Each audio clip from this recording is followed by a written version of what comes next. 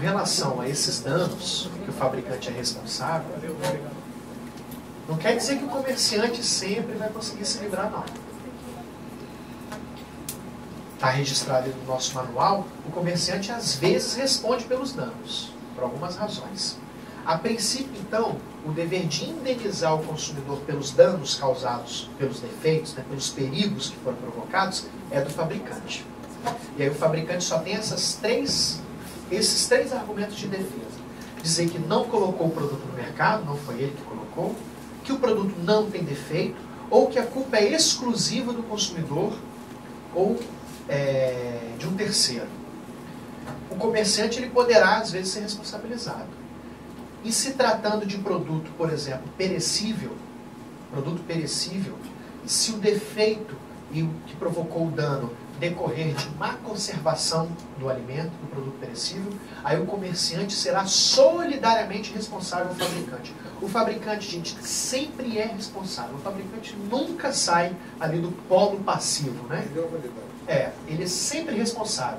Agora, um produto, por exemplo, que foi colocado pelo comerciante fora do prazo de validade, né? E aí o consumidor não percebeu isso, estava estragado, consumiu, passou mal, a gente vê que é um caso de má administração, má conservação de um produto perecível, que foi colocado à disposição quando já não era próprio ao consumo. O fabricante deixa de ser responsável? Não, sempre será.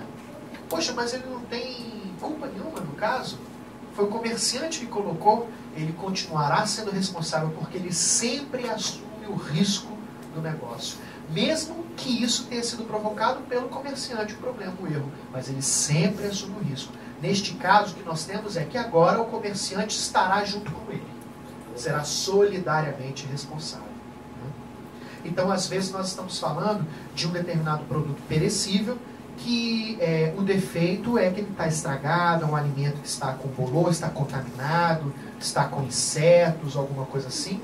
Pode ser que seja decorrente da má conservação, má administração ali nos estoques, nas prateleiras, nos frigoríficos do comerciante do supermercado, né? E aí ele então será solidariamente responsável. Originariamente não é.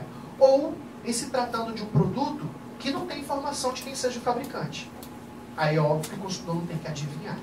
Um produto, então, que é um produto in natura, né? um alimento que é vendido nas prateleiras do supermercado, nas gôndolas ou nas feiras. Produto como uma fruta, um legume, que não vem, obviamente, a informação de quem seja o fabricante. Se ele tiver se estiver estragado, se estiver impróprio ao consumo e causar dano à saúde do consumidor, obviamente o comerciante é responsável, porque não temos como saber quem é o fabricante, quem é o responsável. Ou às vezes até tem informação de um produto constando ali quem é o fabricante, mas não tem seu endereço, não tem a razão social, tem só a logomarca do fabricante, mas não tem o endereço, a razão social, onde é que fica. Então ele responderá também, o comerciante, por ter colocado à disposição um produto que não tem a informação de quem é o fabricante, então ele assume o risco sozinho, né? Sozinho, na verdade, ele assume solidariedade com o fabricante, mas não sabemos quem é, então ele vai assumir isso. Em se tratando de produtos importados, o fabricante é chinês, o fabricante é italiano, o fabricante é americano, né? Obviamente não tem como processar o fabricante. Por isso que o artigo 12 fala que o fabricante, o construtor, montador e o importador respondem pelos danos. Então, aquela empresa que traz o produto fabricado no exterior para o Brasil assume todos os riscos daquele produto. Então, às vezes, o defeito decorre da fabricação, um mau planejamento do produto, uma má produção, erro de montagem, mas isso ocorreu lá numa fábrica estrangeira. O importador, aquele que assumiu o risco e os benefícios de trazer o produto para o país, é que vai então ser o responsável por esses danos causados. Mas em tese, então, o fabricante ele tem essas três defesas. Além disso, nós temos um tratamento diferenciado, como eu já tinha adiantado um pouco na aula passada. Os profissionais liberais que prestam serviços, né, aos consumidores, como os médicos, que é um exemplo maior que a gente poderia ter, mas temos também o contador, o arquiteto, né, o decorador, todos aqueles profissionais que prestam serviços a consumidores, mas prestam serviços de forma liberal, ou seja, a própria pessoa física que exerce aquela atividade diretamente ao consumidor, eles não respondem objetivamente. Ou seja, eles não respondem sem análise de sua culpa. Um consumidor que se diz vítima de um dano causado por um profissional liberal, no exemplo clássico, um erro médico, ele tem que provar a culpa do médico na provocação do dano, né, do profissional liberal. Então ele tem que provar, não basta provar, por exemplo, olha, contratei esse profissional liberal, esse médico, esse cirurgião, para fazer uma cirurgia e sofri danos. Ou o meu familiar foi atendido por esse médico e após o atendimento ele morreu. Ou durante a cirurgia, durante o atendimento, ele veio a óbito. Ou então ele fez esse tratamento com esse médico e depois sofreu consequências graves, efeitos colaterais graves desse tratamento. Esse médico, ele me receitou esse remédio e esse remédio provocou danos graves à minha saúde. Se o consumidor, a vítima, pretende provar, né, pretende promover uma ação acreditando que houve erro do profissional liberal capaz de lhe provocar um dano, ele tem que provar a culpa do profissional liberal. Não é tão simples como a gente tinha visto agora. O que significa culpa? Culpa pode significar negligência, né? O que é negligência? A negligência é quando... A negligência é o contrário de diligência. A negligência é quando o profissional liberal ele é omisso no seu dever de agir, né? Quando ele age de forma absolutamente irresponsável. Ele deve tomar determinadas iniciativas para salvar a vida da pessoa, sabia que tinha que ser feito isso, ou deveria saber e deixa de agir. Por exemplo, aquele médico obstetra que recebe uma paciente no hospital, já em trabalho de parto, e ele tinha condições pelo conhecimento médico, ele tinha que saber que ela já estava em trabalho de parto, e ele diz para ela, não está na hora ainda, pode voltar para casa. Aí chega em casa, a mulher tem complicações, né, pode colocando em risco a sua vida e a vida do bebê. Ou então ele negligencia, ele subestima um acidente causado, um corte, um ferimento na cabeça de um paciente que chega lá, e ele vê, isso é um corte leve, você caiu no chão, machucou a cabeça, isso é um ferimento leve, vamos só fazer um curativo. Na verdade, por debaixo ali tem um traumatismo craniano, que já está provocando uma hemorragia intracraniana séria. E aí o médico tinha condições de, por exemplo, né, pedir um exame, não deixar a pessoa ir para casa. Quando uma pessoa entra na clínica e o médico, o clínico geral, ele recebe o paciente e fala, estou com dor de cabeça. Está com dor de cabeça? Fica aí, vamos tomar um remedinho, né? E aí, passou? Não passou ainda. Então vai para casa, toma esse remedinho. E a pessoa está ali com uma doença gravíssima, está com meningite, está com AVC, está com quadro de meningite já extremamente avançado. E poderia muito bem ter esperado mais, não, fica um pouco mais, né? Você está com dor, não está passando? Então fica um pouco mais, vamos tomar um soro, vamos fazer um exame. Se a coisa não está passando, vou então enviar para um pronto-socorro mais preparado, manda para uma clínica mais especializada, né? Então a negligência é aquela omissão do profissional liberal, que tinha razões de como agir e deixou de agir.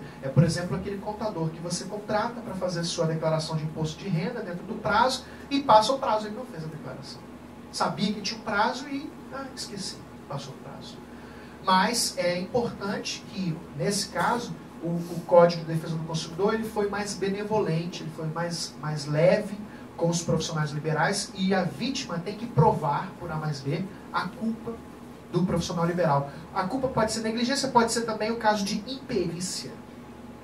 Imperícia é quando o profissional liberal ele se atreve a exercer determinadas atividades que ele não tem conhecimento nenhum, ele não tem especialidade nenhuma para aquilo, né? É um determinado arquiteto que recebe uma demanda extremamente específica para desenhar um projeto de um edifício, de uma casa ou de uma clínica, e aí ele tinha que ter, por exemplo, uma clínica, uma pessoa contrata um arquiteto, uma moça acabou de abrir uma clínica médica e ela contrata um arquiteto para fazer a planta da clínica. E esse arquiteto ele tem que ter conhecimento das regras da vigilância sanitária para as clínicas, tem que conhecer as regras específicas, né, de arquitetura e de planejamento, de organização de ambientes hospitalários ou de atendimento à saúde, e faz o projeto todo doido, todo errado, e a empresa depois, a clínica, a pessoa é multada. Então a imperícia é quando o profissional liberal ele exerce atividade que ele deveria ter um conhecimento específico técnico para aquilo e ele se aventura, ainda assim. É o médico clínico geral que resolve fazer uma cirurgia geral. O advogado também. Olha, uma coisa curiosa que aconteceu. Claro. Em tese seria o advogado negligente ou o advogado que perde o prazo para entrar com ação para se defender. Né? Ou é o advogado, exatamente, é o advogado que é especializado em direito do consumidor e vai querer defender a pessoa de um crime que foi cometido, foi querer defender, né? Apesar do advogado ele ter habilidade, né? A habilitação para poder defender todas as causas, mas ele se atreve talvez em situações, pode ser uma imperícia. Agora, curiosamente, os advogados conseguiram, perante o STJ, se livrar das relações de consumo. Os advogados conseguiram, recentemente, pela jurisprudência do STJ, a consideração de que não há relação de consumo entre cliente e advogado. Não. É de graça? Não. Só não tem a relação de consumo, é uma relação civil normal. Então, o cliente do advogado não pode se dizer um consumidor, então não se aplica as regras rigorosas do Código de Defesa do Consumidor ao advogado. Os médicos estão a vida inteira, desde 1990, querendo utilizar os meus argumentos. E não conseguem, cuidados médicos. Não contrataram bons advogados ainda. E, curiosamente, isso tem que ser dito, curiosamente, os argumentos que os médicos utilizam e não conseguem, né, lembrem, né, todo mundo tenta não ser fornecedor, todo mundo tenta sair das relações de consumo. Ontem falei das instituições financeiras, das seguradoras, que tentaram perante o STF e não conseguiram. Depois, em seguida, foram os médicos, mas não conseguiram até hoje, né? E os advogados, na primeira tentativa, conseguiram. Qual que é a argumentação dos advogados, que até hoje é a mesma dos médicos? Eu acho até bastante contraditório, né? Ou todos tinham que ser fornecedores de serviços, né, em relações de consumo, ou nenhum dos dois tinha que ser. É que serviço tem que ser aquele oferecido mediante remuneração, lembrando, mas tem que ser um serviço do mercado de consumo. Serviço é qualquer atividade oferecida no mercado de consumo mediante remuneração. Então remuneração e mercado de consumo. O que é mercado de consumo? É uma incógnita. É difícil. O que é mercado de consumo?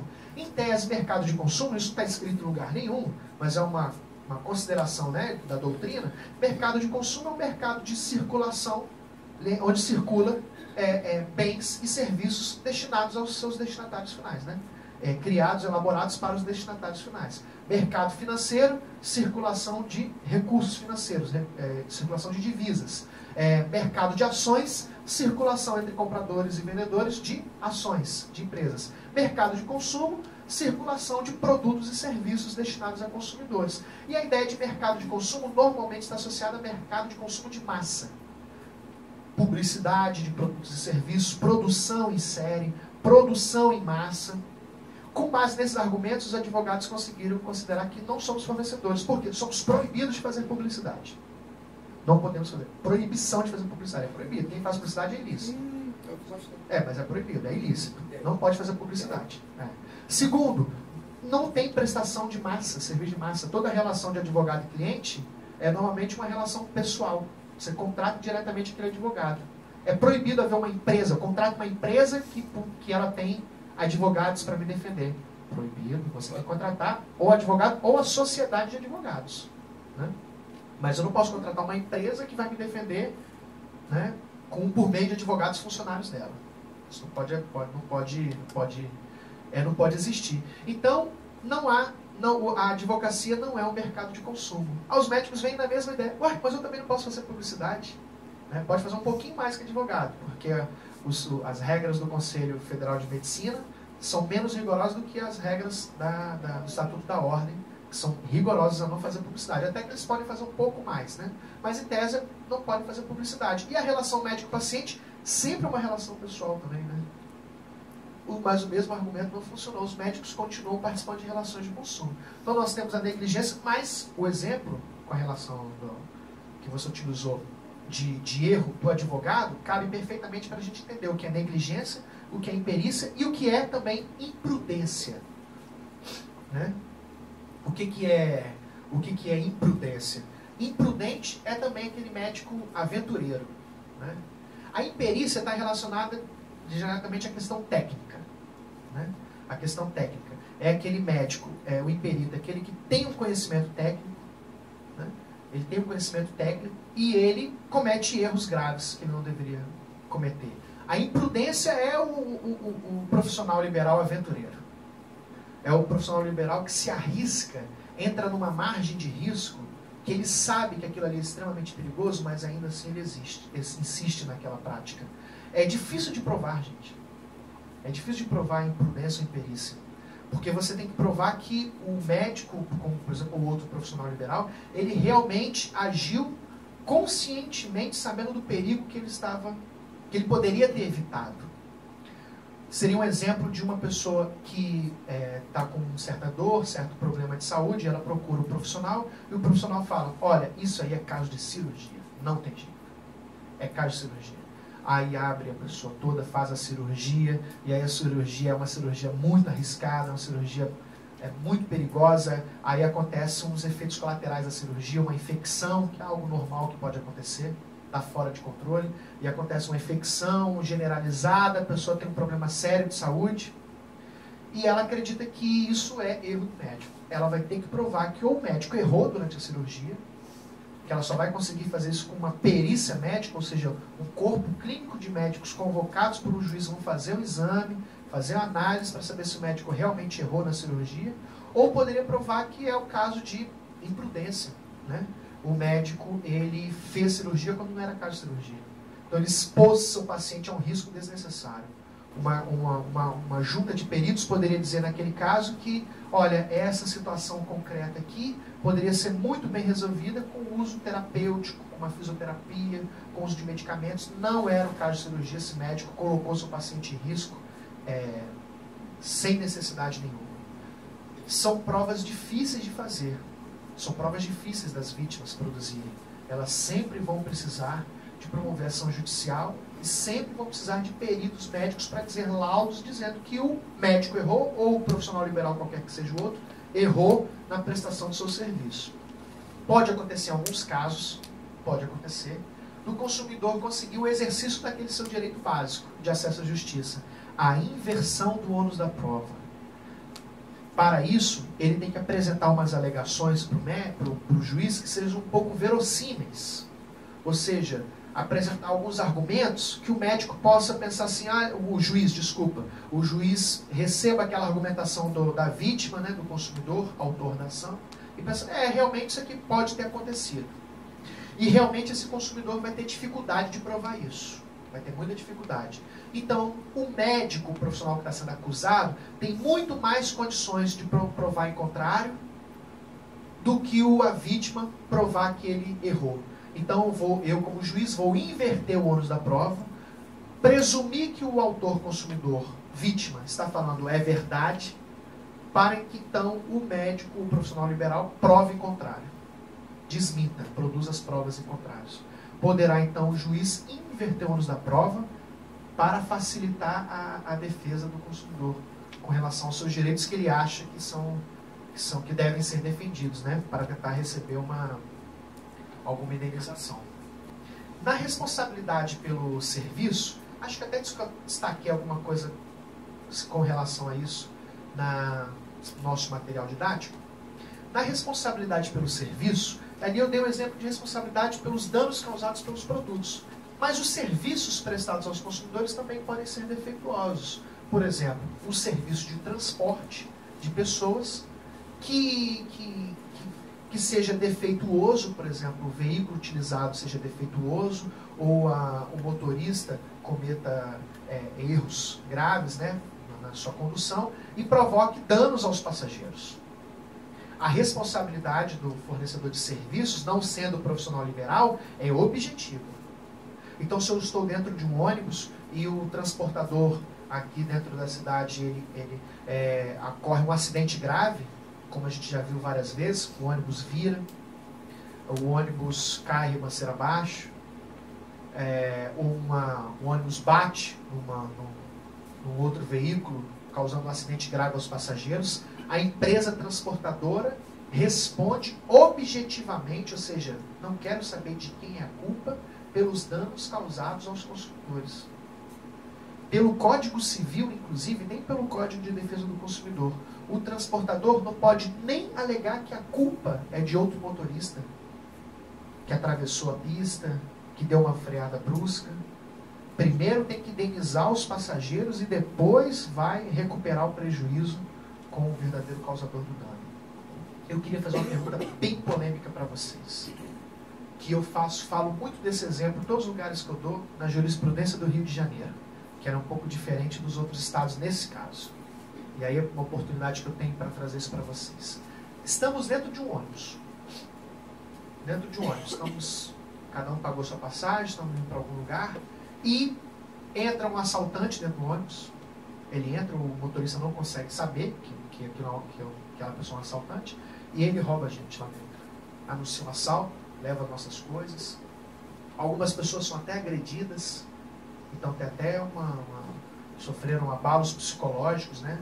Alguns só perderam seus valores, seus pertences, sua bagagem, às vezes o ônibus é rodoviário, perderam os seus pertences, o dinheiro, outros foram até agredidos, fora o medo que a gente passou, o pânico que a gente causou. Então, se há a responsabilidade de alguém, eu gostaria de receber danos materiais ou danos morais.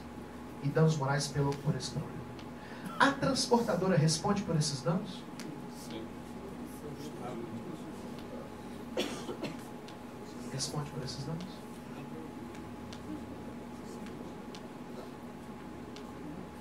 Vou dar um outro exemplo antes de responder então. Aquela menina aqui da Universidade Estácio do Sá, no Rio de Janeiro, que uma bala perdida que veio da favela atingiu ela. Ela estava dentro da Estácio do Sá. Há responsabilidade da faculdade pelos danos causados?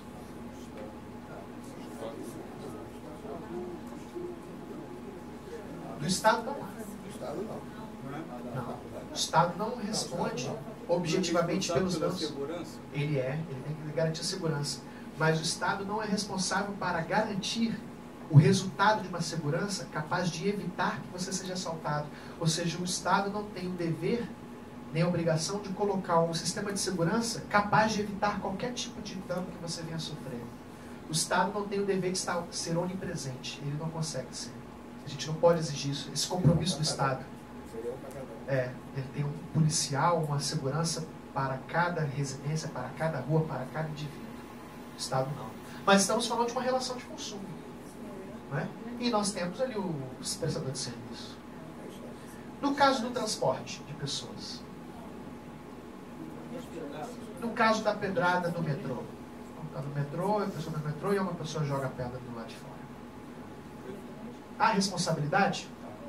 Olha, o fornecedor de serviços, ele tem como defesa dizer que não existe defeito do serviço ou culpa exclusiva do consumidor ou de terceiro. É o que está no artigo 14, parágrafo 3º. Não tem defeito do serviço ou foi culpa exclusiva do consumidor ou de terceiro. E aí a primeira coisa que o transportador do nosso ônibus vai dizer é: não fui eu que roubei vocês, meus amigos. Foi um terceiro, foi um assaltante. Não fui eu. Ou a Estácio de Sá vai falar para a família da menina: não fui eu que dei um tiro em você. Foi um terceiro, uma bala perdida, veio lá da favela. Não fui eu que joguei uma pedra na sua cabeça. Você estava dentro do ônibus, quem jogou foi uma outra pessoa que estava do lado de fora, que jogou uma pedra no metrô e atingiu no ônibus. E aí?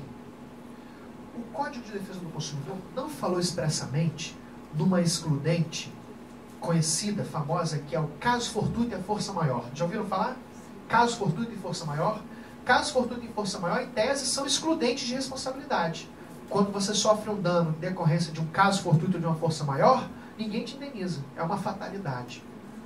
O caso fortuito, ele é... Mas eu não estou dizendo nem resposta ainda não, tá? Estou só explicando o que é o caso fortuito da força maior. O caso fortuito são eventos imprevisíveis. Imprevisíveis. Você nunca sabe quando vai acontecer. Se vai acontecer e quando vai acontecer. Então, como eles são imprevisíveis, eles acabam sendo inevitáveis. Então, eu não sei quando vai acontecer, se vai acontecer, então eu não consigo evitar. São os casos fortuitos. Normalmente, o caso fortuito está diretamente relacionado à ação de homem, do homem, da força humana. Ou seja, de um terceiro. Um terceiro que invadiu a minha relação com você. Na verdade, foi você que provocou um dano. Foi um terceiro que invadiu a nossa relação e me provocou um dano. Seria um caso fortuito. A força maior é aquele evento que ele pode até ser previsível. Eu até sei que ele pode acontecer. Às vezes até sei que ele vai acontecer e quando. Mas a força é tão maior do que a força humana que eu não consigo evitar. São normalmente os fenômenos da natureza. Eu até posso conseguir saber que vai chover hoje à noite, que vai chover e que vai chover hoje à noite, daqui a pouco. Às vezes até consigo saber, mas não consigo evitar. Os japoneses até conseguem saber que está vindo um tsunami. Às vezes ele até consegue, mas não consegue evitar a onda de chegar. Né? Talvez até alguém consiga saber, olha, vai chover granizo hoje por volta das tal horas, mas não consegue evitar todos os danos que serão acarretados por essa força da natureza. Então é a força maior. E aí? O assalto a passageiros é um caso fortuito? Poderíamos pensar o seguinte, vou falar uma outra coisa, hein? Estamos dentro do ônibus rodoviário, está chovendo muito, estamos na estrada, e aí a chuva vai, derruba uma barreira. Né? E aquela quantidade de terra cai em cima do ônibus, o ônibus, ó, vira, machuca a gente. A força maior é excludente de responsabilidade? O caso fortuito, que é o assalto é um caso fortuito. Eu estou prestando serviço para você e vem alguém e te dá um tiro, não tem nada a ver com isso. Vem alguém e rouba você. O caso fortuito e a força maior são excludentes de responsabilidade? Não está expressamente previsto no Código. Mas o que já está há muito tempo consolidado na jurisprudência?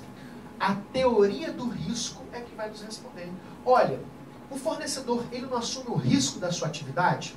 Nós precisamos saber que situações fazem parte do risco da atividade. É uma situação polêmica, às vezes divergente, mas é a resposta que os tribunais dão. No caso de assalto a passageiros, aqui no Rio de Janeiro, há muito tempo que se considera que isso é um caso fortuito, mas é chamado de fortuito interno. Ou seja, é imprevisível, às vezes é inevitável, mas já faz parte da rotina desse serviço. Então, já está no bolso do custo do transportador. Ele não pode se eximir de indenizar os passageiros. Interessante, não é? Acidentes provocados, então, nas estradas fazem parte da rotina e dos riscos normais do serviço. Não podem ser transferidos ao consumidor. E não se trata daquele risco que basta eu avisar o consumidor que eu estou livre. Do tipo, né? Para aqueles produtos e serviços que têm algum grau de risco, que podem estar no mercado, são aqueles que, se eu avisar o consumidor, ele não sofre risco. Não é o caso. Eu não posso simplesmente colocar um ônibus cheio de passageiros e avisar, olha, pode ser que lá no meio da viagem vocês sejam assaltados, tá bom? Beleza? Fechado? Né? Senão, não seria. O ilícito deixa de ser ilícito porque eu avisei. Senão, o assalto anunciado deixaria de ser assalto. Do tipo assim, isso é um assalto. Aí não pode, porque eu avisei antes, né? Não, de forma alguma. Então, a informação, ela só serve se for para evitar o risco. O risco que não é evitado, ele talvez, se for um risco inerente à atividade, ele pode talvez compor a margem de responsabilidade do fornecedor.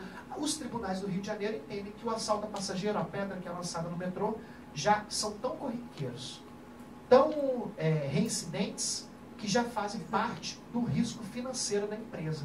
Mas o STJ não concorda. O STJ, ele vem divergindo com o passar do tempo. Né?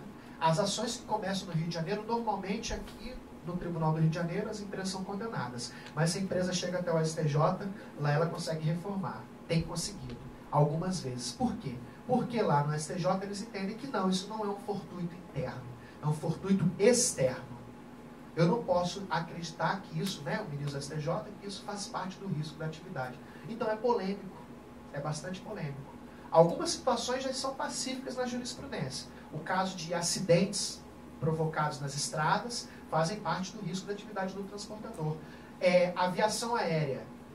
Um avião que não decolou e aí atrasou o voo, as pessoas perderam o voo por conta de fortes chuvas, forte tempestade, é caso de força maior, mas faz parte dos riscos da atividade. Se eu perdi o voo, tem que me comprar uma outra passagem, pagar os prejuízos que eu tive, vai ter que me hospedar no hotel. Faz parte do risco da atividade. Um urubu que entrou no avião e fez o avião ter que pousar num outro lugar, faz parte do risco da atividade, vai ter que reparar os danos aos passageiros. Então a jurisprudência ela vai entendendo que aqueles riscos que fazem parte da atividade e mesmo que sejam inevitáveis e imprevisíveis têm que ser assumidos, são chamados fortuitos internos, e aqueles que não podem prejudicar o fornecedor e às vezes são fatalidades que ele não tem a obrigação de indenizar, são os fortuitos externos. Por exemplo, eu estacionei no shopping, e aí choveu granizo, né? E aí eu poderia dizer, né, normalmente eu falaria, olha, estacionei aqui, eu estacionei num contrato que eu tenho com você de você preservar, cheguei, meu carro está todo amassado, então eu quero uma indenização.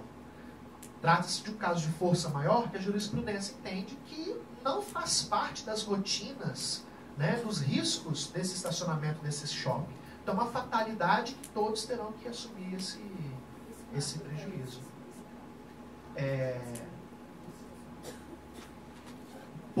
Pode ser considerado pode ser considerado um fortuito interno. Da mesma forma em que as empresas de energia elétrica não conseguem se eximir de responsabilidade sobre curtos, blackouts causados por fenômenos da natureza. Tem até um procedimento já previsto nas leis estaduais, inclusive, né, e nas regulações da agência reguladora. As pessoas têm até um prazo, inclusive, para apresentar, olha, teve um curto-circuito, um blackout acarretado por uma forte tempestade que derrubou um poste, né, mas faz parte do risco da atividade da fornecedora de serviço elétrico. Ela tem que compensar a televisão que foi queimada, o computador que ficou estragado. É um fenômeno da natureza que faz parte da atividade. Então, a jurisprudência, os tribunais, eles vão dizendo, vão entendendo o que é atenuar. No caso da Estácio de Sá, foi uma polêmica que não parava nunca, né? No final das contas, a Estácio de Sá ela já tinha até feito um acordo. E a ação não foi movida só pela menina. A ação foi movida por ela, pelos pais, pelos irmãos e pelos avós. Porque todos se sentiram lesados. Ela, pelo que ela sofreu, pelos danos. E todos pelo sentimento, pelos danos morais causados. Pelo sentimento de ver minha familiar nessa condição. E entendendo que a responsabilidade era da Estácio. Bom, e ficou nessa confusão danada se havia ou não havia a responsabilidade da Estácio, se era um fortuito interno, se era um fortuito externo. A Estácio dizia, olha, eu não tenho a obrigação de blindar a minha faculdade, né? O Estado é que tem que garantir que isso não aconteça, eu não tenho como blindar. Então quer dizer que eu não posso colocar uma faculdade nos pés de uma favela, eu tenho que ser preconceituoso, eu tenho que botar só na Zona Sul, coloquei exatamente aqui para poder contribuir, desenvolvimento econômico, projetos sociais, e agora eu estou sendo penalizado por isso. E a família dizia, olha, risco da atividade, né? Você é remunerada e faz parte do seu prejuízo, você tem que assumir. Ficou nessa discussão, até que me parece que surgiu uma prova nos autos, que se tratava daquelas, não sei se eu estou enganado, tá? Se tratavam daquelas situações em que o comandante do tráfico havia avisado a todo mundo, né, para fechar os estabelecimentos comerciais porque eles estavam em vingança, em protesto contra a morte de algum membro da quadrilha deles, e eles deram esse aviso. E a Estácio de Sá teve acesso a essa informação, mas assumiu o risco de ficar aberta. O juiz entendeu isso, que ela colocou em risco os seus alunos. Mesmo sendo algo que é de total responsabilidade do Estado, ela poderia ter evitado esse risco, ela expôs o risco aos seus alunos. Mas, quer dizer, a sentença se baseou por causa disso. Se não tivesse essa prova, uma grande polêmica. Aí falamos da responsabilidade dos médicos, né?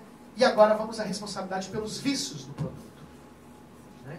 Que é algo mais, um problema de menor proporção. Eu digo de menor proporção porque ele representa menores riscos à segurança das pessoas. Estou falando da responsabilidade pelos vícios de qualidade dos produtos e serviços. É quando o problema, a falha técnica do produto ou serviço, não causa danos à saúde, ao patrimônio dos consumidores, ele simplesmente não está funcionando conforme eu esperava. Da mesma forma que eu disse que o produto ele é defeituoso, capaz de provocar dano, quando ele frustra uma expectativa de segurança que o consumidor tem, descobrir isso quando sofreu um dano, o direito de qualidade é a mesma coisa. Todos nós temos como senso comum uma expectativa de que as coisas funcionem para aquilo que elas servem. Né? Uma expectativa de qualidade e de durabilidade. Então, o vício do produto ou serviço é quando nós percebemos que essa nossa expectativa ela é falsa. Mas não por culpa nossa, mas por falhas da própria produção, falhas das informações que foram transmitidas. Ou seja, receber uma informação de que esse iogurte, se eu consumir ele nessas condições, ele vai fazer meu intestino funcionar. Eu já comprei ele não sei quantas vezes e continuo com prisão de ventre. Né? Então esse produto tem um vício de qualidade, ele não funciona conforme a expectativa de que me foi gerada. Entre os vários modelos de televisão que eu escolhi essa porque a imagem dela era a de melhor qualidade. E eu estou chegando em casa, a imagem está turva. Comprei essa televisão de LED, super moderna, e a imagem dela é muito mais embaçada do que a minha televisão antiga de tubo, que eu tinha aqui muito atrasado. Então, não funciona conforme a minha expectativa de qualidade. A minha internet, que eu contratei porque me falaram que ela era muito rápida, e lenta pra caramba, fica caindo toda hora, a conexão cai o tempo inteiro. Meu telefone, que eu não consigo falar com ninguém, toda hora no meio da ligação, ele para a ligação. São vícios de qualidade de produtos e serviços. Não provocam danos. Danos materiais, danos morais, danos à segurança dos consumidores. Mas são problemas que têm que ser resolvidos. Porque eu tenho o direito que as coisas funcionem adequadamente. Então vamos falar aqui de uma outra história agora. A mesma história, mas um pouco diferente. Agora, o fabricante, se trata de fabricante de computadores. Né? Então ele fabrica esses computadores, distribui para o comerciante, que, por sua vez, vende aos consumidores finais. Entre os vários computadores que esse consumidor escolheu na loja, todos eles, a gente sabe disso, todos eles têm que ter um mínimo de adequação, tem que funcionar minimamente com qualidade, e ele escolheu aquele que o vendedor explicou para ele que tinha as melhores funções. Ele queria um computador para poder utilizar no seu trabalho, então ele queria uma internet boa, uma bateria que durava bastante tempo, uma imagem legal. Ele comprou esse computador, só que aí, depois de usar, ele percebeu que esse computador não funcionava conforme ele esperava. Né?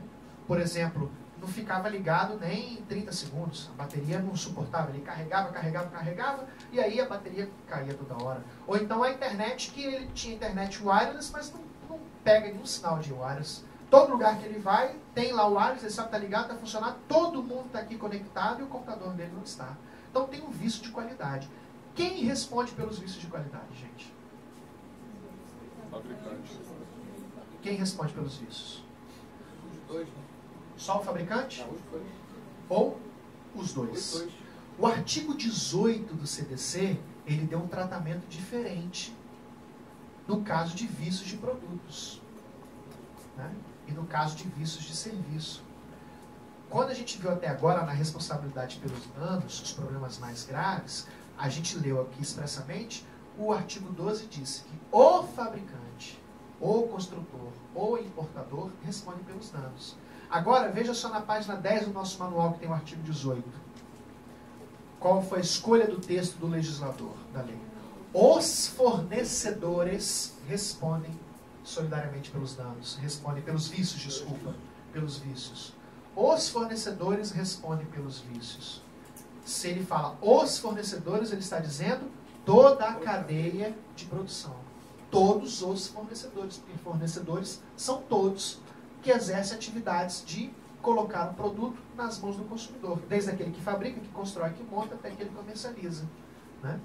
E não existe a possibilidade de se defender. Ah, a culpa não é minha, do comerciante.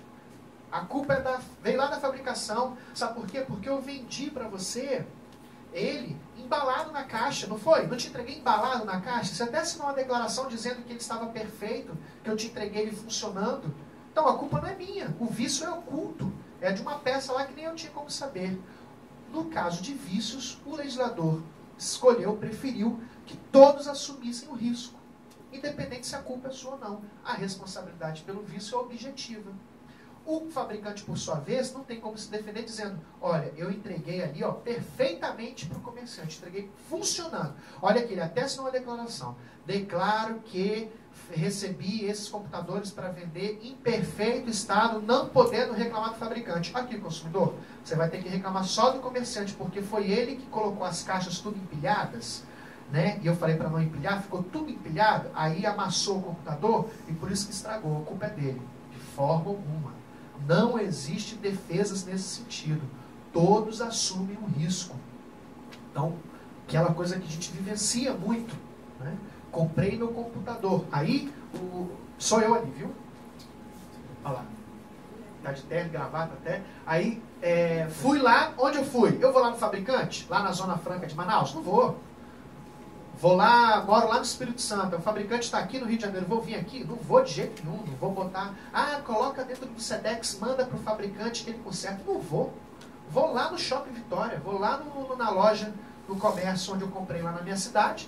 E vou reclamar de um dos responsáveis, ou o fabricante ou o comerciante, que é solidariamente responsável.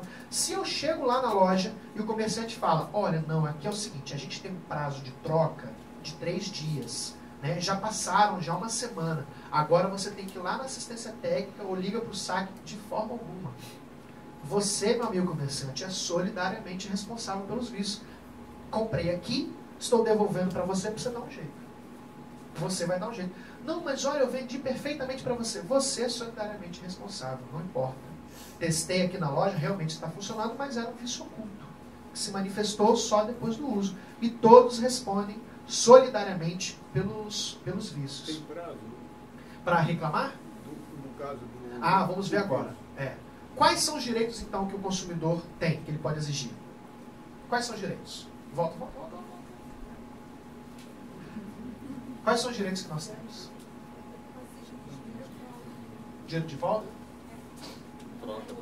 A troca por um novo? Ou conserto. Depende? Não, nada disso. Nada disso. O primeiro direito, isso talvez seja a única coisa... Não, única não, estou sendo exagerado demais. Uma das poucas coisas que a nossa norma está muito aquém do resto do mundo. No mundo inteiro, comprei um produto, não funcionou, posso ir diretamente na loja e escolher. Meu dinheiro de volta, quero um novo. Aqui não. Aqui não. Aqui o artigo 18, no mesmo texto que vocês estão aí, na página 10, o que ele fala no final? Os fornecedores respondem solidariamente pelos vícios de qualidade ou quantidade que tornem próprios e inadequados ao consumo, bem como pela disparidade das informações constantes nas embalagens, rótulos, etc, etc. Podendo o consumidor exigir o quê? A substituição das partes viciadas, ponto final. Substituir as partes viciadas, substituir as peças que não estão funcionando. Ou seja, outra palavra, a reparação dos vícios ou conserto. E esse conserto tem que ser em 30 dias, conforme o parágrafo 1º do artigo 18. Se vocês quiserem abrir no... Já está aí também? Está aí no artigo 18. O parágrafo 1º vai dizer que não sendo os vícios sanados dentro do prazo máximo de 30 dias, aí poderá o consumidor, alternativamente, e a sua escolha, exigir. Então, primeira hipótese, exigir o conserto. Aí eu posso exigir de qualquer um deles. Vou lá na loja, ou vou na assistência técnica, que é um representante do fabricante na cidade, onde a escolha é minha, eu reclamo de quem eu quiser. Vou lá e coloco aqui, olha, eu quero o conserto, que é o meu direito imediato que eu tenho, né? Então, eu quero o conserto, e eles têm 30 dias. Então, é como se eu dissesse, olha, está aqui o conserto, dentro de 30 dias, estou esperando sua ligação. Se você não me ligar, daqui a 30 dias eu volto. No 31º, eu volto aqui na loja, se não estiver pronto, aí eu vou querer arrancar daqui um novo, igualzinho, ou meu dinheiro de volta.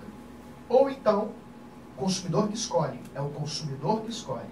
Substituição por um novo, seu dinheiro de volta, restituição da quantia paga, ou ficar com o produto, por alguma razão ele quer isso, não sei porquê, ficar com o produto e ter um abatimento proporcional no preço. ele não tem, então, o dever imediato de trocar por um novo, de pegar na prateleira uma caixa embalada. Mas ele tem que substituir as partes viciadas. Ele tem que fazer o produto funcionar. Ele tem que fazer o produto funcionar. Mas o produto de necessidade que a pessoa precisa, gente. Calma, a gente vai chegar lá. Nós temos uma exceção. Mas a regra geral é essa. Ele tem que dar um jeito de, em 30 dias, seu produto voltar a ser adequado. Né? E aí sim, aí nós, não sendo no prazo máximo de 30 dias, isso só acontece. Mas vamos lá, vamos lá. Olha, escutei uma história ontem de alguém que levou uma geladeira, aí levou uma vez, aí que levou não, o cara foi na minha casa, aí voltei, aí não sei o que, aí vou lá. Quantas vezes eu tenho que levar meu produto dentro de um prazo de 30, que é no máximo 30 dias? Mas digamos que aconteça a seguinte situação. Levei meu produto para assistência técnica, ou levei lá no vendedor. Em 10 dias ele me devolveu. 10 dias ele me devolveu. Aí cheguei em casa, fui utilizar, estava funcionando bem. No dia seguinte, parou de funcionar de novo. E aí? Poderia dizer o seguinte, duas respostas talvez vocês poderiam me dar. Mais 30 dias de novo? Ou então, não, já foi 10, agora 20 dias. Olha, uma vez eu vou contar uma história. Uma vez eu tinha um computador, que eu comprei ele, da loja, já saiu da loja, barulho ensurdecedor. Fazia um barulho, ligava ele, um barulhinho chato pra caramba, não conseguia utilizar. Levei ele na loja, né? Aí a loja falou assim, realmente eu tenho 30 dias para resolver, era uma loja, conhecia seus deveres, e falou o seguinte, eu vou trocar para você imediatamente, tá? Não vou nem consertar, não, vou resolver seu problema, vou trocar. Aí me trocou, né? Aí eu levei para casa, barulho de novo. Aí mais 29 dias, aí eu levei, aí me trocou. Aí ele falou, olha, eu acho que o meu estoque inteiro está assim, né? Não adianta eu ficar trocando. Talvez se você levar para consertar, aí eu levaria para assistência técnica. O cara consertou sabe quanto tempo? Em 24 horas. 24 horas ele formatou o computador, está funcionando perfeitamente. Chega em casa, já pensou? Se tivesse de novo, eu ia ter que levar 30 vezes para só então pedir meu dinheiro de volta? E se fosse outra coisa? Porque é 30 dias para substituir as partes viciadas. Se o meu celular agora está com problema na bateria, aí ele conserta, troca a bateria, funcionou. Aí amanhã, agora ele está com problema na placa-mãe, outra peça. Aí mais 30 dias. Aí agora ele está com problema no teclado. Aí mais 30 dias. Se eu tenho um aparelho, um tablet, que ele tem 200 milhões de funções e resolve todas as peças da área de efeito, eu nunca vou ter isso. Nunca vou ter, né? E aí, como é que a gente responde isso?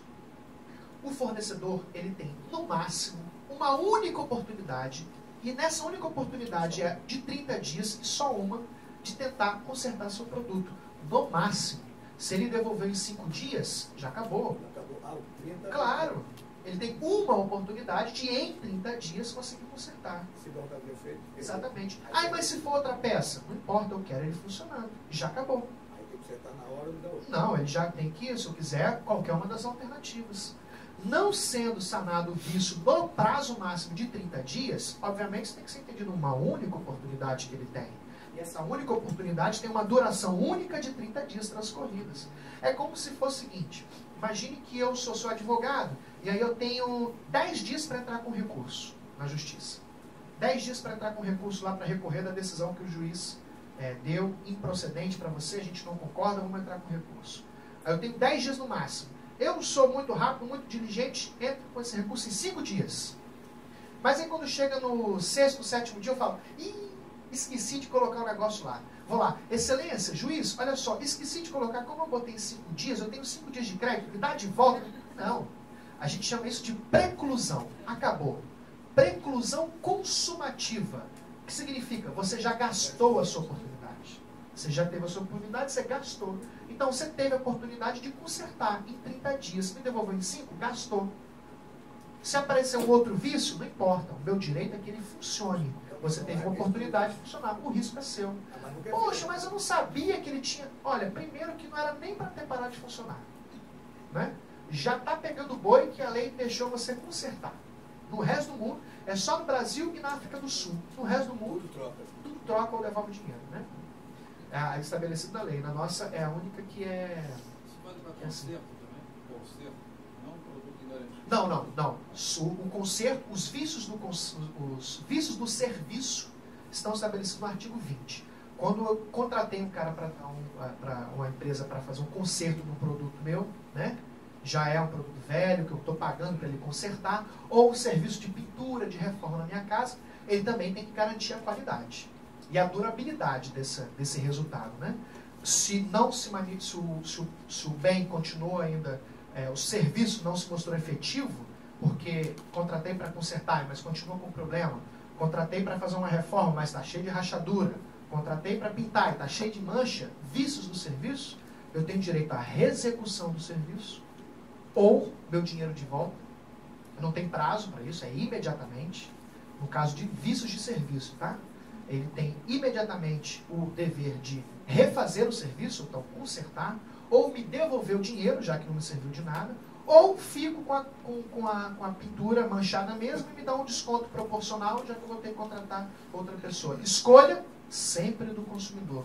Está previsto nesses dois dispositivos, artigo 18 para vícios do produto, artigo 20 para vícios do serviço. As escolhas são sempre alternativamente e à escolha do consumidor. Nunca o comerciante pode chegar lá na sua loja, na loja dele e falar: tudo bem, tentei consertar aqui em 30 dias, não consegui, pode, por favor, escolher qualquer produto na prateleira, te dou um crédito. Não estou satisfeito, quero meu dinheiro de volta, já comprei outra geladeira. Não, aqui não, dinheiro de volta não te dou não. Pode escolher qualquer coisa aqui, de forma alguma. Essa argumentação não vale. O consumidor tem direito de escolher qual a solução que ele pretende.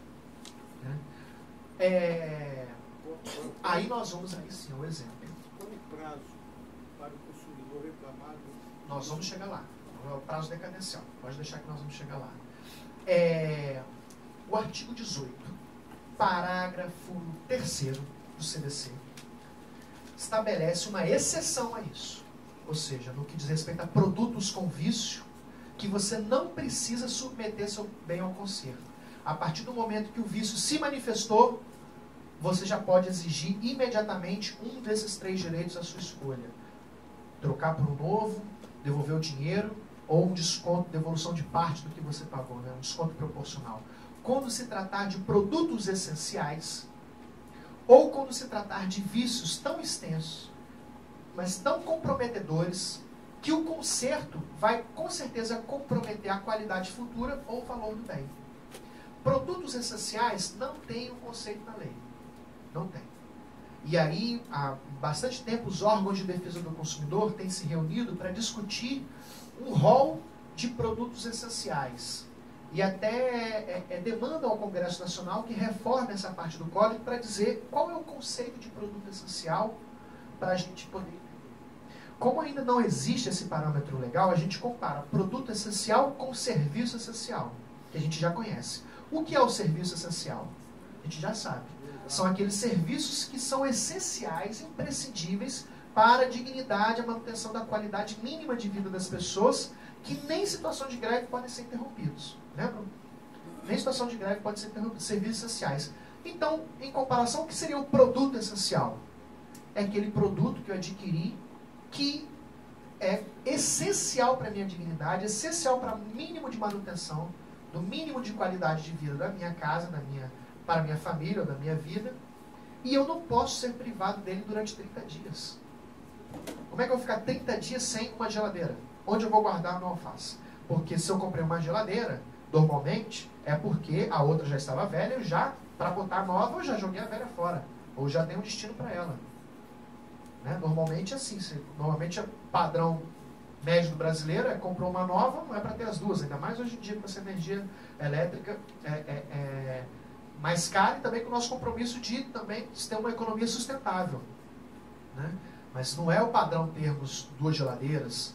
Mas então, normalmente, quando a pessoa compra uma geladeira ou um fogão, é porque já descartou o outro para um novo entrar no lugar. E eu não posso agora ficar 30 dias sem minha geladeira, onde eu vou guardar o leite, a alface, a carne, as frutas, onde eu vou cozinhar, onde eu vou esquentar a água, onde eu vou ferver o leite, onde eu vou ferver a água para fazer o café, ou para fazer qualquer alimento.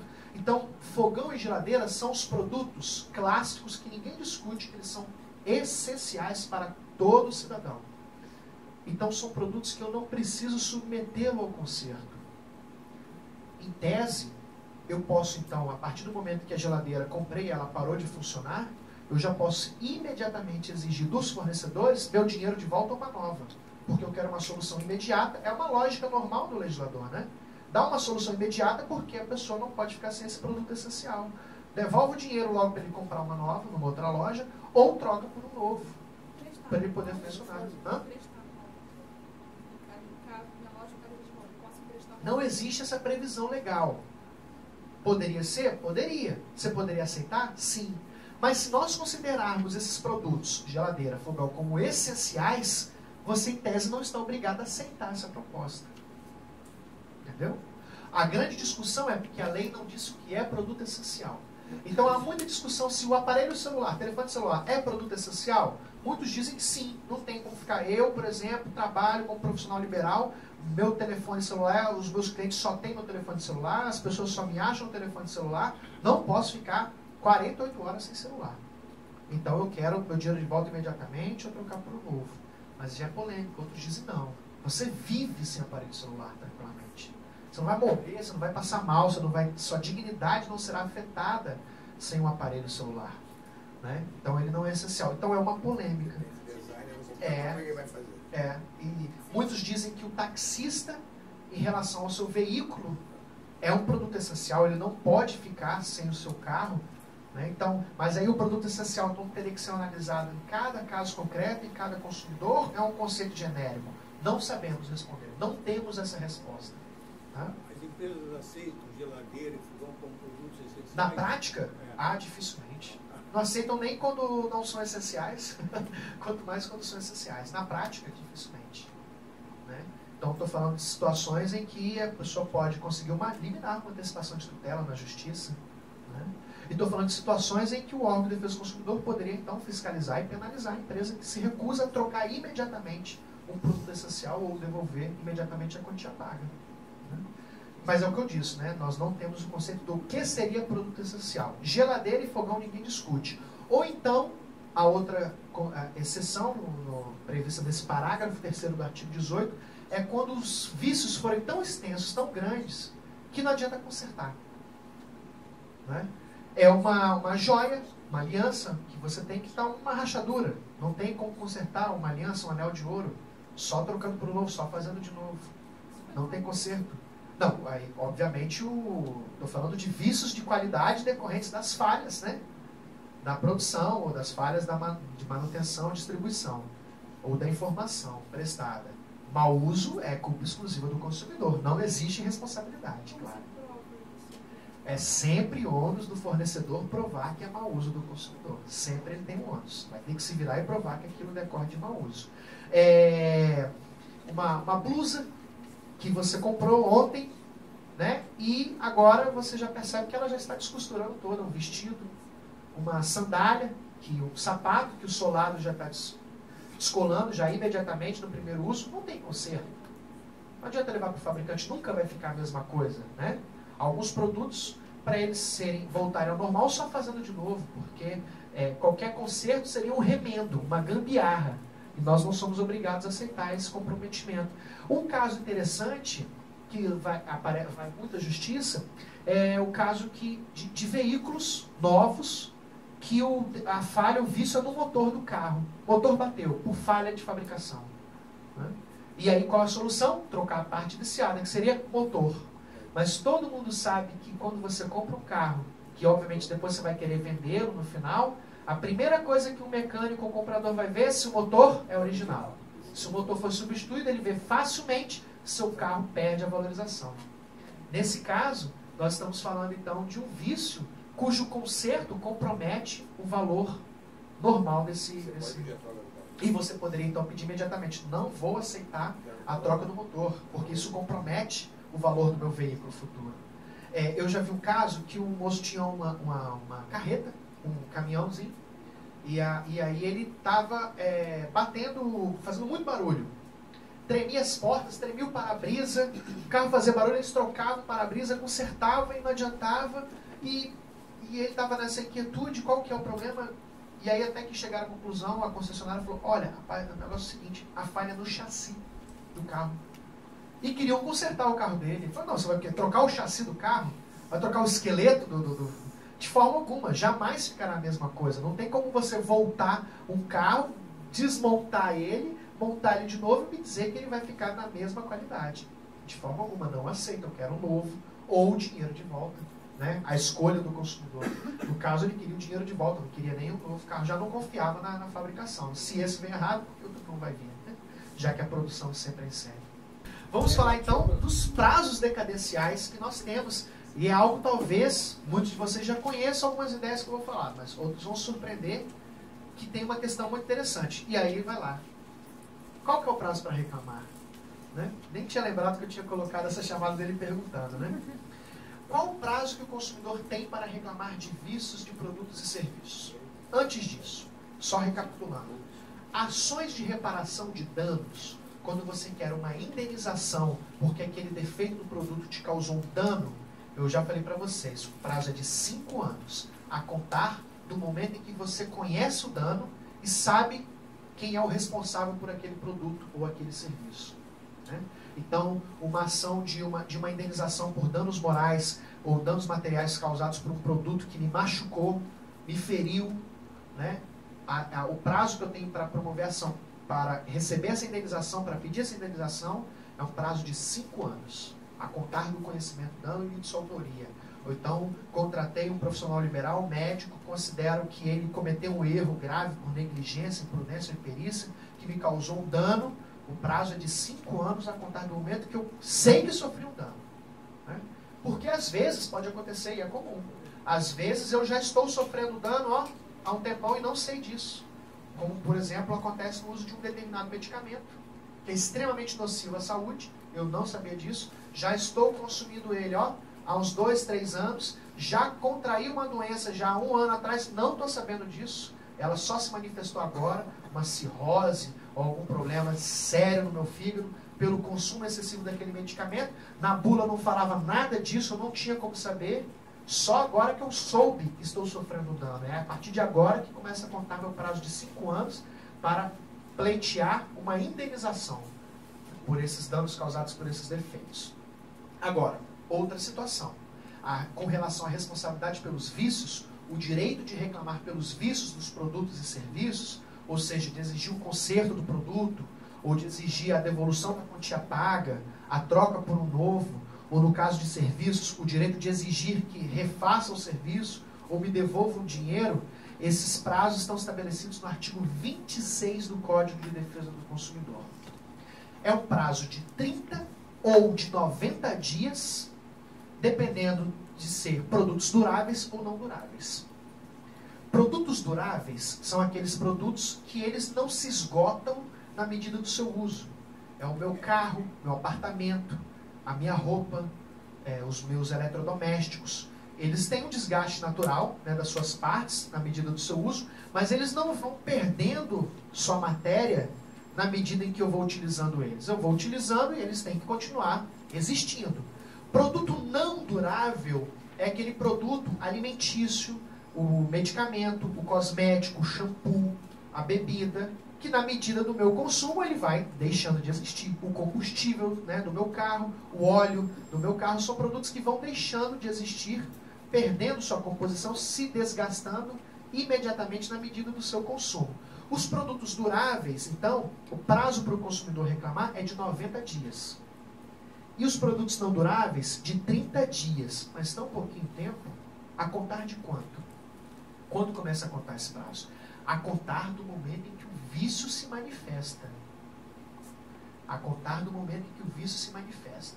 Se eu estou falando de vícios aparentes, ou chamados vícios de fácil constatação, que são essas falhas estéticas dos produtos e serviços, uma mancha, uma rachadura na tela da televisão, uma tecla faltando no teclado do computador, ou uma tecla faltando, que dá para ver que está faltando no teclado no meu celular, né? Uma peça que veio faltando de um produto que eu comprei, um armário que está empenado, a porta empenada, são vícios aparentes ou de fácil constatação. O prazo, então, de 90 dias começa a contar do momento em que eu estou diante do produto pela primeira vez. Entenderam? Diante do momento que eu estou pela primeira vez diante dele, eu tenho condições de ver que ele tem esse vício aparente, essa mancha, essa rachadura, essa peça, essa parte que está faltando, que está visivelmente. Então são vícios estéticos, falhas estéticas, que que eu consigo perceber imediatamente, no primeiro momento que eu estou em contato com o produto, e aí o prazo de 90 dias começa a contar naquele momento, para eu reclamar desse vício e exigir, então, a troca por um novo, o conserto, ou a devolução do meu dinheiro.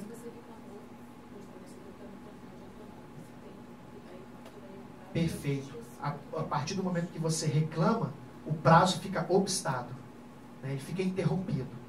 E aí ele fica parado. Até o momento de ter uma resposta. Ele fala, não vou trocar. Aí começa a correr o seu prazo de 90 dias de novo. Aí você tem que correr atrás de ou reclamar perante o PROCON para ele interromper de novo, ou promover uma ação judicial, porque se esgota o seu tempo. Mas não deve também nenhuma informação. Se você reclamou, enquanto ele não te dá resposta, não está correndo o seu prazo. Não está correndo o seu prazo. Agora, em se tratando de um vício oculto, que é aquele vício que você não tem como perceber diante do primeiro momento, né? Meu notebook, que a bateria dele, a partir de 2 meses, 3 meses de uso, começa a descarregar e não dura 20 minutos, conforme eu esperava que ia durar. A imagem da televisão começou a ficar turva, começou a desligar sozinho. O ar-condicionado começou a fazer um barulho terrível, começou a cuspir gelo, soltar água. São vícios ocultos que eu não tenho como perceber no primeiro momento. E a qualquer momento ele pode surgir. Pode surgir agora, como pode surgir daqui a um ano. O prazo para reclamar, de 90 dias ou 30 dias, dependendo do produto, né? Os exemplos que eu dei são produtos duráveis, então tem prazo de 90 dias de reclamar. Começa a contar, tem início, a partir do momento em que o vício se manifesta. Pode ser depois de um ano, pode ser depois de 2 anos, pode ser depois de 3 anos. Não pode ser da garantia. E a garantia contratual, então? E a garantia contratual é a próxima pergunta, né? Que o consumidor Igor pergunta. Ela tem que ser levada em consideração? Vejam só, a garantia contratual é uma determinação imposta pelo fabricante. É uma cláusula contratual que ele impôs, que ele está dizendo: durante 1 ano eu garanto o funcionamento do meu produto. Depois eu não tenho como garantir, porque eu fabriquei ele para funcionar bem durante 1 ano. Aí você compra uma televisão de R$6.000, parcela ela em 15 vezes. Na 12ª tem 1 ano de garantia contratual. Na 12ª, terceira parcela, falta 2 parcelas, você nem pagou, ela para de funcionar completamente. Você pega seu produto e você sabe, vou lá na loja ou na assistência técnica, qualquer um dos dois, né? Assistência técnica representa o fabricante, eu vou em qualquer um dos dois e falo, eu quero o conserto dele, né? Substituição das partes viciadas em 30 dias. Se você não der conta, vai me devolver o dinheiro ou trocar por um novo. Ele vai dizer, não, já passou a garantia contratual. Eu só garanti, eu te avisei. Eu falei, está na embalagem do produto, está no certificado de garantia. Eu te avisei que só garanto durante 1 ano. Depois de 1 ano, eu não garanto. Aí você pensa, poxa, mas eu nem terminei de pagar.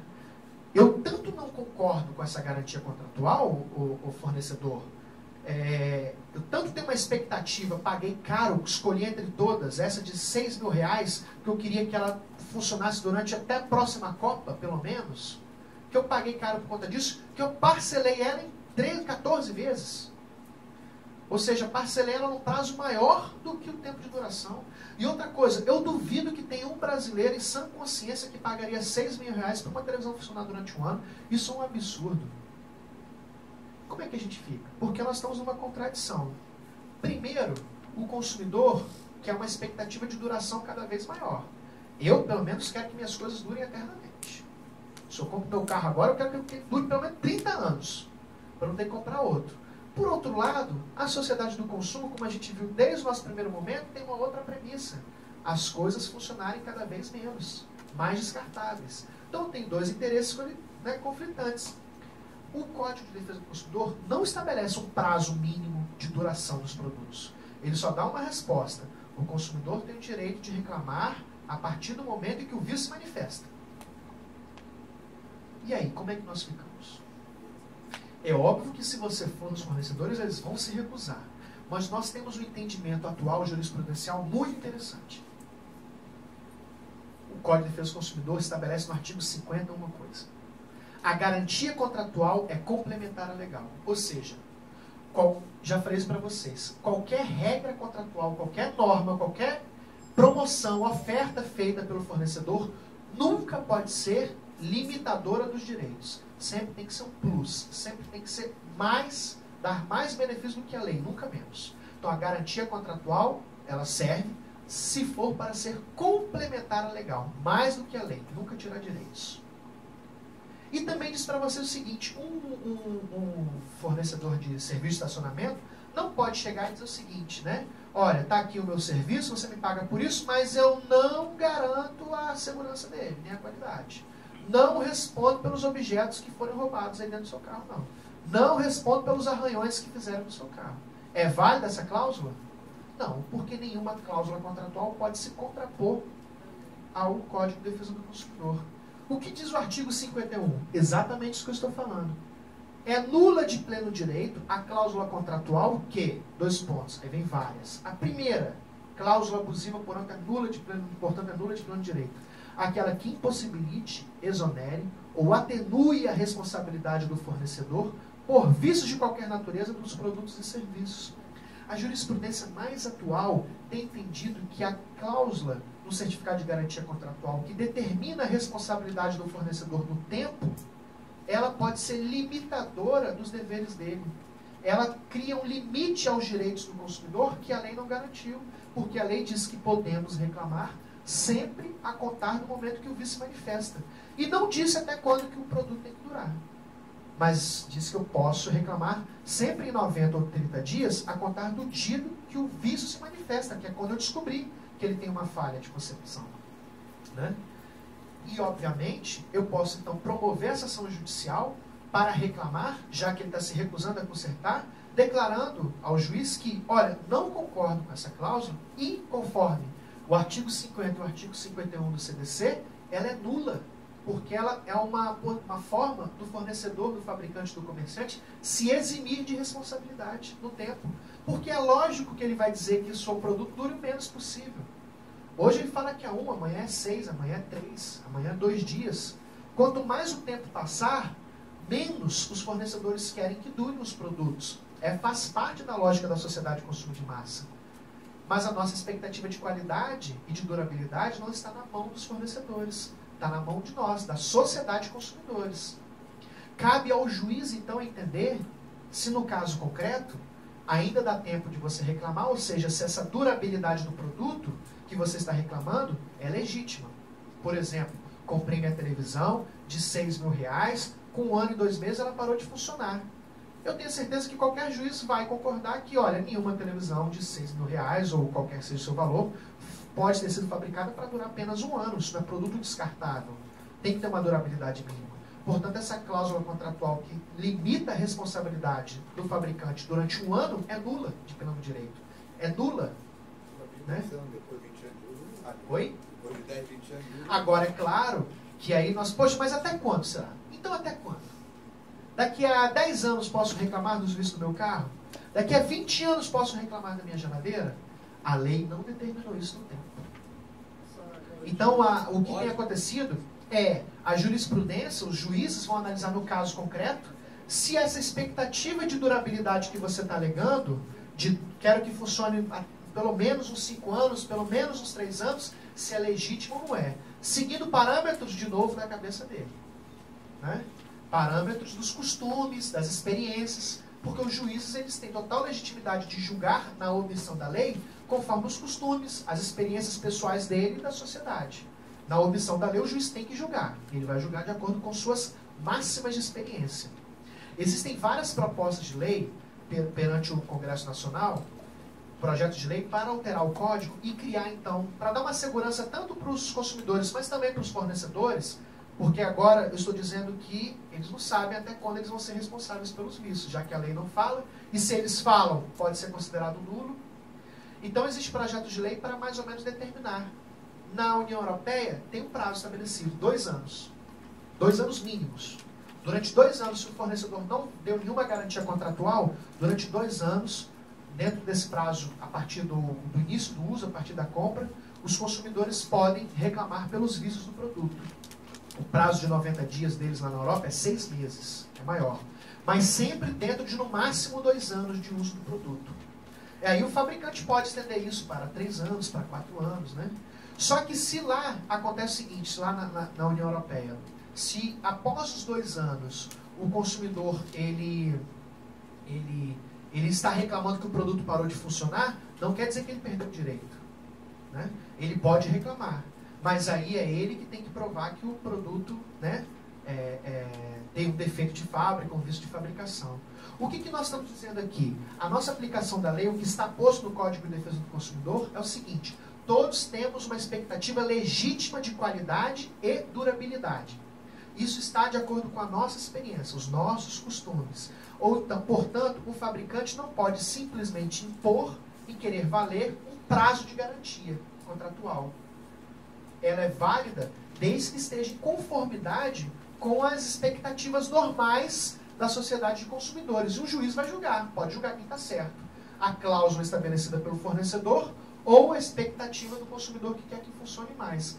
Na pior das hipóteses, daqui a 5 anos eu posso reclamar, porque sempre é ônus do fornecedor provar que é culpa exclusiva minha do mau uso ou é desgaste natural das peças, ou ele que vai ter que provar. Basta para mim provar dentro de 90 dias, a partir do momento que o vício se manifestou, que ele não está funcionando. É ônus do fabricante fazer prova em contrário, de que está funcionando perfeitamente, ou é um caso de força maior, porque é desgaste natural, já não era para durar muito tempo, e a garantia contratual, o prazo dele, poderá ser anulado perante o juiz. Mas só o juiz pode declarar a nulidade, né? Só o juiz pode declarar que essa cláusula é nula. Então, sempre você vai poder reclamar, mesmo depois do prazo de garantia contratual. Se não existe contrato de garantia estendida, não são necessários. Os contratos de garantia estendida é a pergunta perfeita. Ela serve, pela ausência desse conhecimento jurídico, serve talvez se você pagaria, se você achar que vale a pena, se você pensar, bom, né, o custo que eu tenho para entrar com uma ação judicial e o tempo, talvez a garantia estendida, o valor é melhor, então é um seguro que você paga para você não ter que promover uma ação judicial. Porque a gente sabe que eles vão se recusar, concorda? Depois da garantia contratual, ele não vai consertar de jeito nenhum. Você vai falar, então eu vou na justiça, ele vai dizer, então vai, eu prefiro esperar a decisão do que consertar agora, né, ou trocar agora. Então você pagaria por conta disso. Ela existe por isso. Mas olha que interessante a ideia da educação de consumidores, né? Aí vamos lá, eu sempre imagino essa hipótese. Esse é o meu exemplo clássico.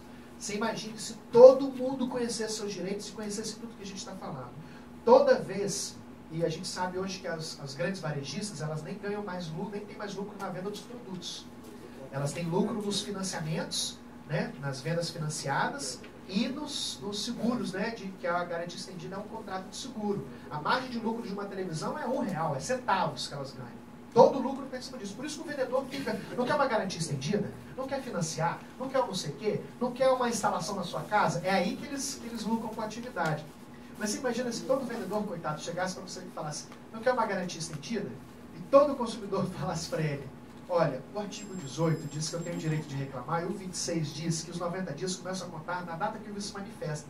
Então, essa garantia contratual de 1 ano que o fabricante deu é nula. Eu posso reclamar a qualquer tempo, então eu não preciso comprar essa garantia estendida porque ela não serve para nada. Pode olhar, não está no artigo 26 e no artigo 50 e 51. Você vai achar aí. Coitado do cara. Você imagina se todos eles falassem, né? A situação. Realmente ia mudar o comportamento das empresas.